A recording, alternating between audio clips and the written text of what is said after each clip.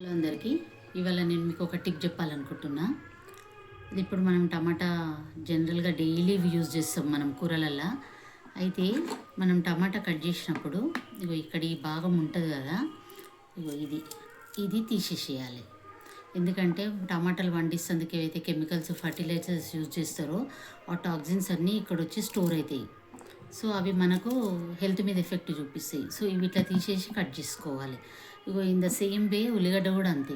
ఉల్లిగడ్డ మనం పొట్టు తీసి నీట్గా చేసుకున్న తర్వాత ఈ మధ్యలో ఉంటుంది కదా, ఇది తీసేసేయాలి. ఇది పెద్ద ఉల్లిగడ్డలకు ఎక్కువ వస్తుంది, మీకు క్లియర్గా అనిపిస్తుండే.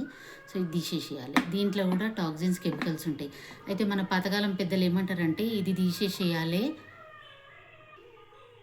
ఇప్పుడు మన పెద్దలు ఏం చెప్తుంటారంటే ఇట్లా కెమికల్స్ టాక్సిన్స్ అనకుండా ఈ ఈ ముక్కేస్తే కూర తీయగవుతుందని చెప్తుంటారు.